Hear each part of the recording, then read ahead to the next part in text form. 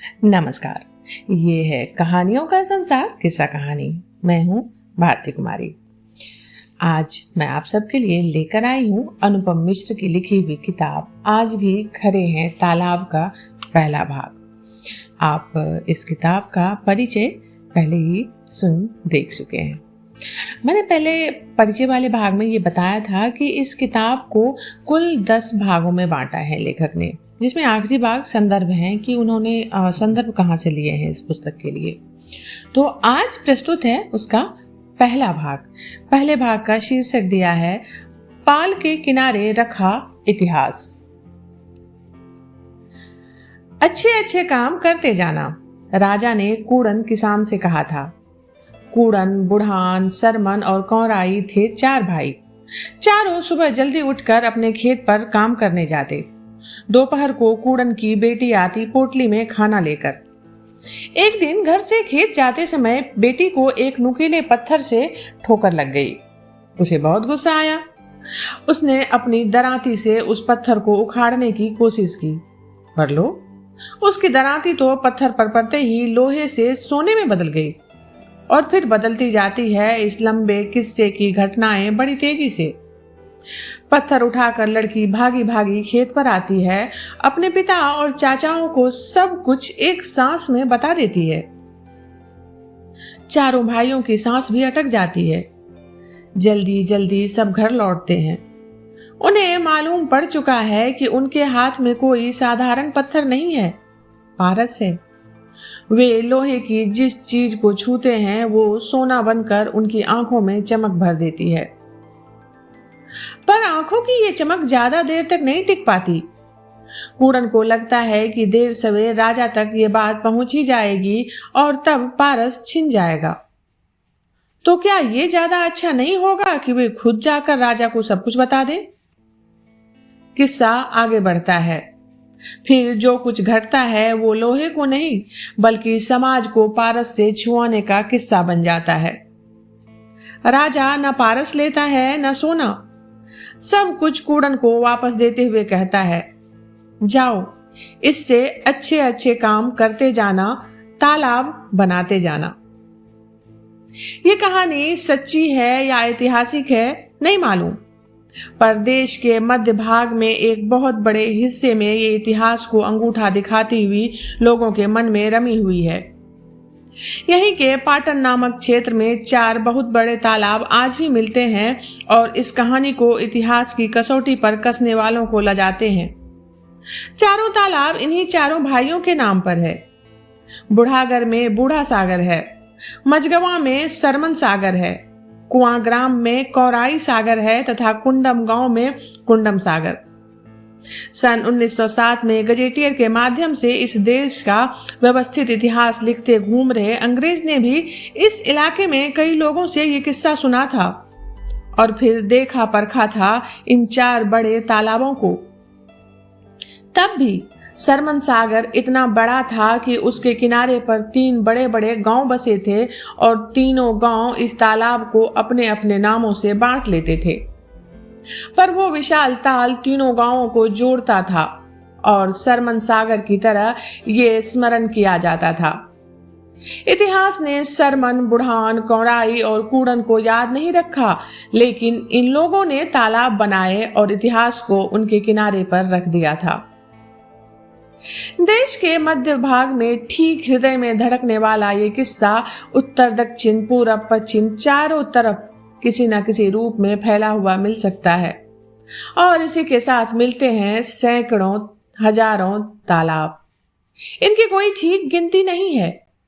इन अनगिनत तालाबों को गिनने वाले नहीं, इन्हें तो बनाने वाले लोग आते रहे और तालाब बनते रहे। किसी तालाब को राजा ने बनाया तो किसी को रानी ने, किसी को किसी साधारण गृहस्थ ने, विधवा ने बनाया तो किसी को किसी असाधारण साधु संत ने। जिस किसी ने भी तालाब बनाया वो महाराज या महात्मा ही कहलाया। एक कृतज्ञ समाज तालाब बनाने वालों को अमर बनाता था और लोग भी तालाब बनाकर समाज के प्रति अपनी कृतज्ञता ज्ञापित करते थे। समाज और उसके सदस्यों के बीच इस विषय में एक ठीक तालमेल का दौर कोई छोटा दौर नहीं था। एकदम महाभारत और रामायण के काल के तालाबों को भी छोड़ दें तो भी कहा जा सकता है कि कोई 5वीं से 15वीं सदी तक देश के इस कोने से उस कोने तक तालाब बनते ही चले आए थे।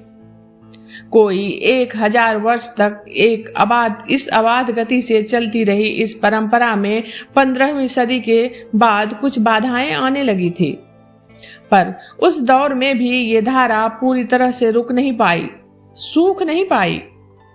समाज ने जिस काम को इतने लंबे समय तक बहुत व्यवस्थित रूप में किया था, उस काम को उथल पुथल का वो दौर भी पूरी तरह से मिटा नहीं सका। 18वीं और 19वीं सदी के अंत तक भी जगह जगह पर तालाब बन रहे थे, लेकिन फिर बनाने वाले लोग धीरे धीरे कम होते गए। गिनने वाले कुछ जरूर आ गए, पर जितना बड़ा काम था उस हिसाब से गिनने वाले बहुत ही कम थे और कमजोर भी। इसलिए ठीक गिनती तो कभी हो ही नहीं पाई। धीरे धीरे टुकड़ों में तालाब गिने गए, पर टुकड़ों का कुल मेल कभी बिठाया नहीं गया। लेकिन इन टुकड़ों की झिलमिलाहट समग्र चित्र की चमक दिखा सकती है। लबालब भरे तालाबों को सूखे आंकड़ों में समेटने की कोशिश किस छोर से शुरू करें? फिर से देश के बीच के भाग में वापस लौटे। आज के रीवा जिले के जड़ोड़ी गांव है कोई 2500 आबादी का, लेकिन इस गांव में 12 तालाब हैं। इसी के आसपास है ताल मुकेदान, आबादी है बस कोई 1500 की, पर 10 तालाब हैं गांव में। हर चीज का औसत निकालने वालों के लिए ये छोटा सा गांव आज भी 150 लोगों पर एक अच्छे तालाब की सुविधा जुटा रहा है।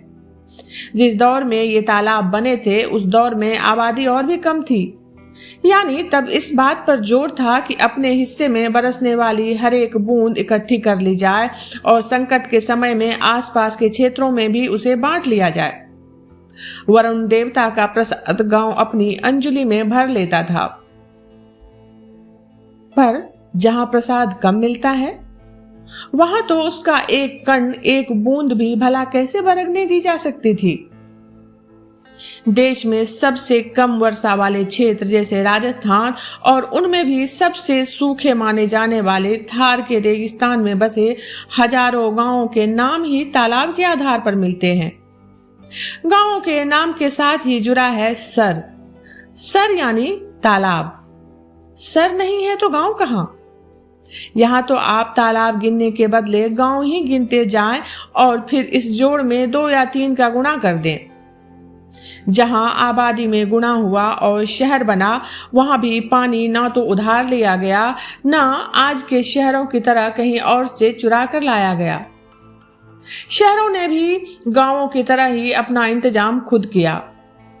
अन्य शहरों की बात बाद में, एक समय की दिल्ली में कोई 350 छोटे बड़े तालाबों का जिक्र मिलता है।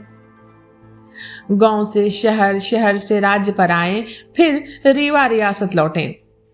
आज के मापदंड से ये पिछड़ा हिस्सा कहलाता है, लेकिन पानी के इंतजाम के हिसाब से देखें तो पिछली सदी में वहां सब मिलाकर कोई 5000 तालाब थे। नीचे दक्षिण के राज्यों को देखें तो आजादी मिलने से कोई 100 बरस पहले तक मद्रास प्रेसिडेंसी में 53,000 तालाब गिने गए थे। वहां सन 1885 में सिर्फ 14 जिलों में से कोई 43,000, इसी तरह मैसूर राज्य में उपेक्षा के ताजे दौर में सन 1980 तक में कोई 39,000 तालाब किसी न किसी रूप में लोगों की सेवा कर रहे थे।